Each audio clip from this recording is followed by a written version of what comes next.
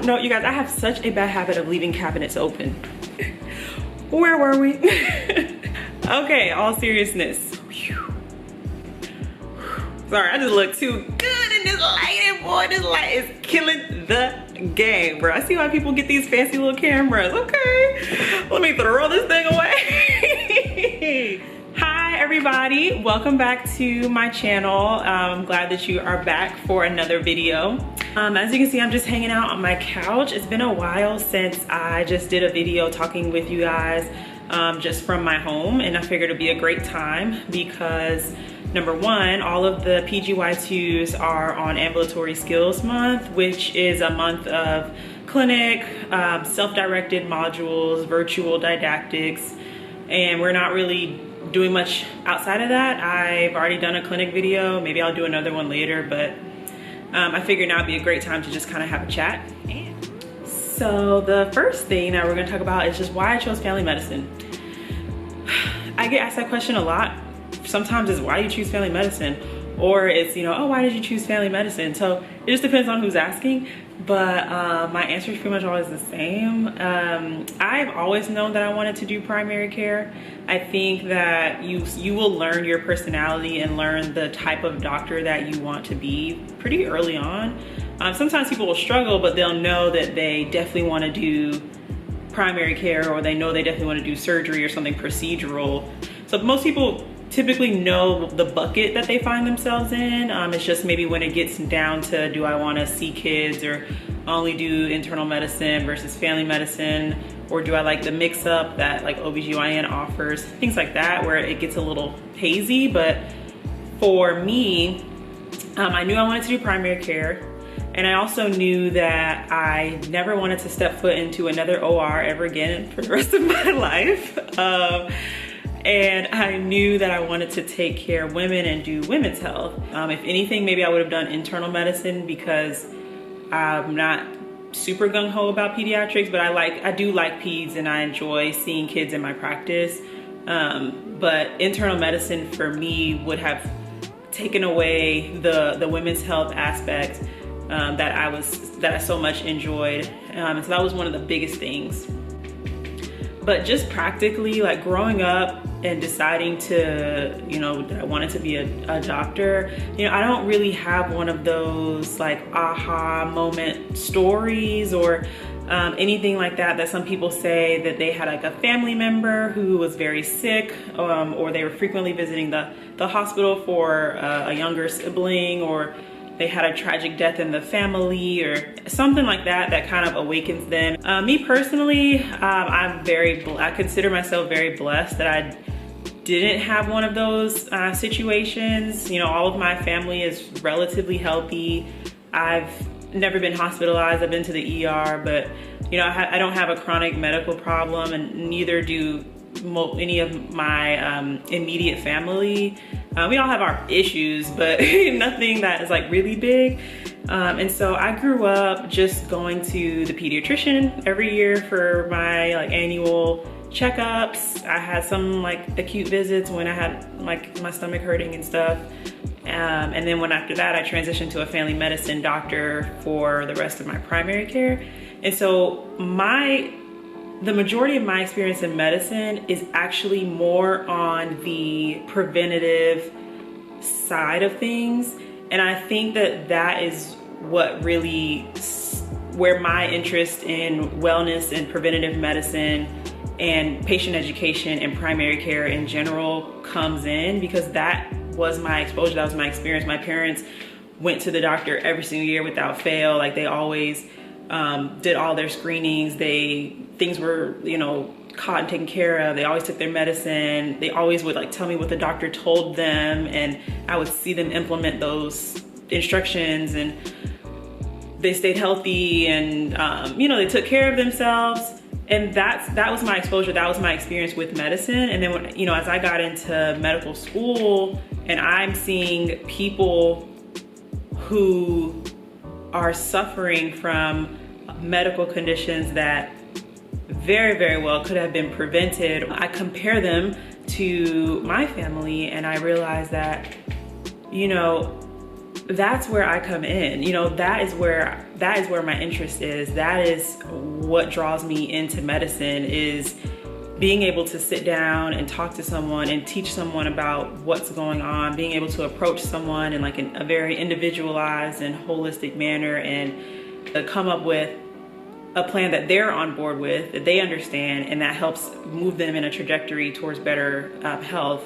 So you kind of have to know yourself, learn yourself, know what you're good at, and know what brings you joy. And so for me, that is, you know, patient education, preventative medicine, wellness, integrative medicine, teaching, all the things that come with primary care and preventing illness in the first place, and then detecting illness early on and preventing it from getting worse. So that's where my passions are, and that's why I decided to go into a field of primary care and specifically family medicine, because of the continuity and my personality. Like, if we're being honest, like that's a huge thing that goes into choosing a specialty, is your personality. And I realized from the jump that family medicine, that's just where my people are. Like, I mean, family medicine doctors are usually they usually take like a less is more approach to medicine, which is what I'm all about. A little bit more relaxed and laid back, very much so conversational. We do put on our diagnostician hats as family medicine, but definitely not to the extent that you would do if you were internal medicine trained, I would say. I just feel like in medicine, you kind of have to know where your people are. Like, I'm not really a hardcore person. I like to have fun, and I enjoy work-life balance. And I just felt like throughout all, like from my shadowing and clinical experience, and then even going into medical school, I just knew that my people were in the family medicine department. Like, not to say that other specialties that I came across just were complete opposite, they weren't, but there's just a difference. Family medicine doctors are notorious for spending time with patients that we don't have, writing a lot of documentation, and you know, just really trying to see the patient as a whole being, as opposed to just the chronic kidney disease, as opposed to just the diabetes, as opposed to just the thyroid problem. You know, we really try to see everything. We pay close attention to behavioral and mental health, and how that all plays a role in the patient's well-being. So I love my specialty. I love that we get to do it all. I love that you get to do the hands-on stuff. You can do the procedures as much as you want in your office, like minor procedures that you don't have to go to an OR for. And you can do the women's health if you so choose. You can go do as much or as little as you want. You can see kids as much or as little as you want. And you really could just have the flexibility to design the type of practice that you want to have. Another reason why I love family medicine is that my career will never be confined to a particular setting. I will never only have to work in an ED, only have to work in a tertiary medical center, only have to work in a big city in a big hospital system. In residency, as I've developed my interest and I'm trying to figure out what that's gonna look like in true practice, there are so many options for whatever I want to do that's going to fit my style and what I want in terms of my work-life balance. It just fits, you know. And I think that when you discover a specialty that is for you, you'll realize that it just fits you and you fit it, and it just makes sense. So I rambled a lot about why I chose family medicine. I will just quickly talk about my application strategy. It's not really all that much. So basically for me, I'm from Atlanta, Georgia, outside of Atlanta, Georgia, and I knew that I wanted to stay somewhere in the Southeast, probably ideally not too far from home, because I would like to not have to be thinking about a flight every time I wanted to come home. But I wouldn't mind being further away as long as I was in a big city and I had at least some friends there or family. So I knew I couldn't handle the cold, so I wasn't gonna apply anywhere too far north, and I'm just not like a West Coast. I'm not one of those people who's just gonna up and like move my life somewhere else. So I was definitely focused on the Southeast. I applied all the way from Miami, Florida to DC or Maryland. or whichever one is above. Oh my God, I feel like an idiot. I'm sorry, but DMV. And then I applied in Houston, Texas. My sister lives in Houston, so that was the gist of in general. And then after just knowing the location, I knew that I wanted to be in a somewhat medium to large city. I just needed, after Augusta, I was like, you need to get somewhere where you can actually like enjoy your young life, like while you're in your 20s, and like have fun. And so I only applied to like, you know, like Miami, Atlanta, Charlotte. I did apply to Chapel Hill, is probably the smallest city that I applied to.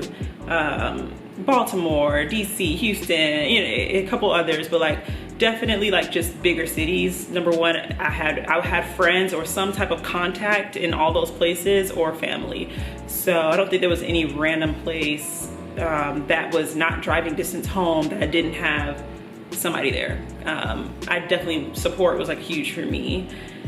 I think I will save actually talking about interviews and ranking and all that stuff for another video, because that's just a whole nother conversation on its own. I might just go over just like some tips of just how to put your best self forward, because interviews this season are going to be all virtual, which is new for us just as much as it's new for the applicants. So. All right, guys, that is it. I have rambled enough. I'm gonna let you go and prosper and do something else productive with your life besides watching my videos. Or if you want to watch another video, I think one is gonna come up on either side. I haven't figured this whole YouTube thing out perfectly, but click on my next video and subscribe to my channel. Please share my videos with your friends who you think might benefit. And I will see you in the next one. Bye.